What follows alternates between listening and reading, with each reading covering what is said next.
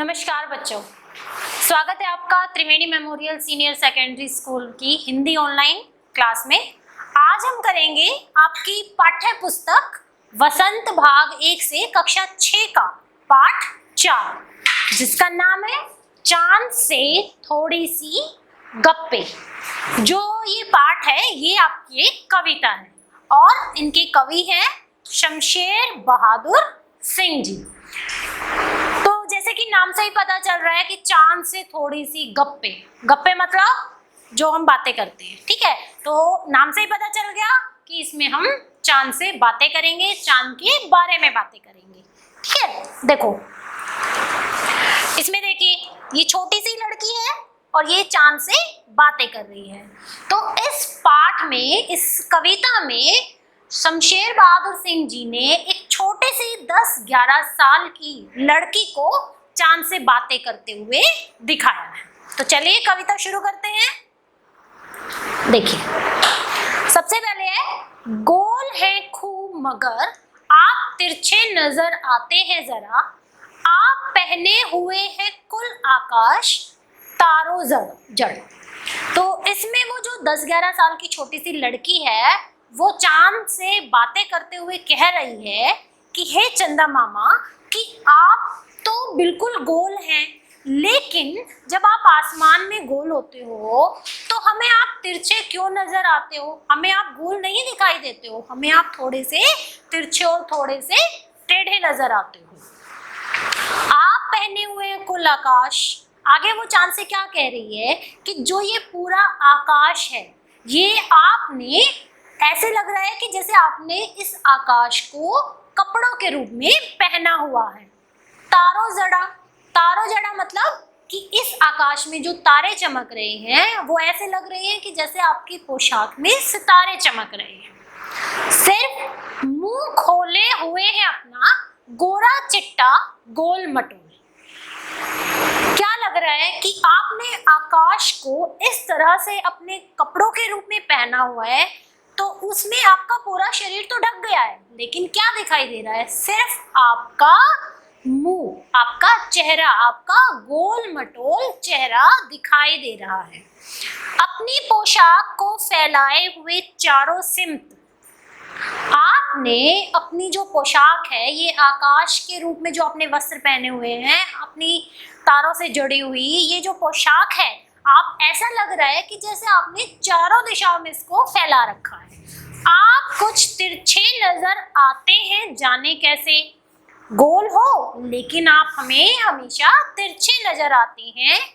खूब है गो की वाह जी वाह, हमें तो समझ ही नहीं आ रहा है कि गोल होने के बावजूद आप हमें टेढ़े कैसे नजर आते हो। आप हमें गोल क्यों नहीं दिखाते हो? जरूर जो है ये आपकी कोई लीला है जिससे आप गोल होने के बावजूद भी हमें टेढ़े नजर आ रहे हो। आगे है, हमको बुद्धू ही निरा समझा है, हम समझते ही नहीं जैसे कि आपको बीमारी है। आगे वो छोटी सी लड़की चांद से क्या कह रही है कि ऐसा लग रहा है कि जैसे आपने तो हमको बिल्कुल बेवकूफ समझ रखा है कि हम आपकी चालाकी को समझते ही नहीं हैं।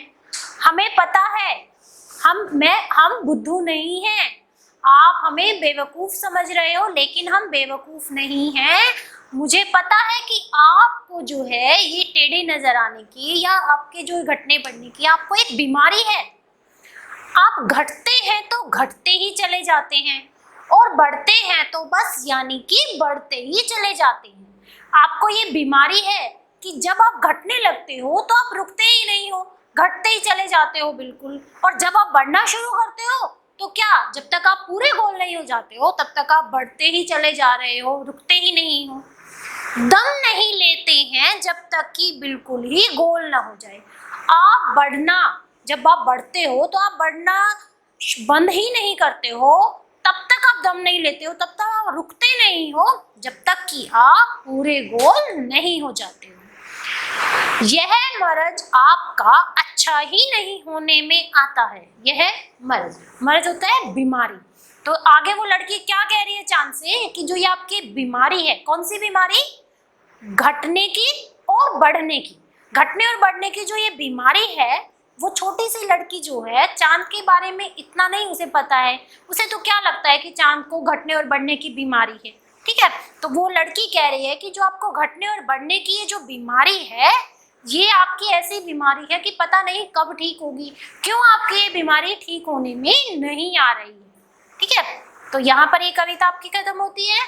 इस कविता में क्या दिखाया गया है कि जो चांद का आकार जो कभी घटता है कभी बढ़ता है, बच्चे इसको समझ नहीं पाते हैं, वो तो अपने ही अनुसार उसकी एक अलग झलक अपने मन में बना लेते हैं कि चांद को ये बीमारी है।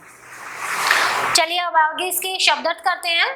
देखिए, कठिन शब्द कौन से? स्मित क्या होती है? दिशाएं। निरा पूरा, दम सांस लेना, मर्द बीमारी, बिल्कुल गोल पूरी तरह से गोल, सुलभ आसानी से प्राप्त की जाने वाला, जो हमें बहुत आसानी से प्राप्त हो जाता है, बुद्धू मूर्ख, गोकी, यद्यपि। ये है इसके कठिन शब्द।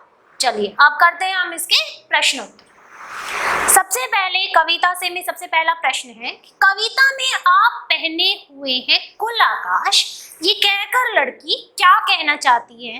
तो कविता में आप पहने हुए हैं कुल आकाश कहकर लड़की क्या कहना है कि चांद ने तारों से जड़ी हुई चादर को ओढ़ रखा है, कि जो आकाश में तारे दिखाई दे रहे हैं, इस पूरे आकाश को, तारों से जड़े हुए इस आकाश को उसने पोशाक के रूप में पहन रखा है, या ऐसा लग रहा है कि जैसे चांद ने कोई तारों से जड़ी हुई चादर ओढ़ रखी है। अगला प्रश्न है, हमको बुद्धू ही निरा समझा है कहकर लड़की क्या कहना चाह रही है?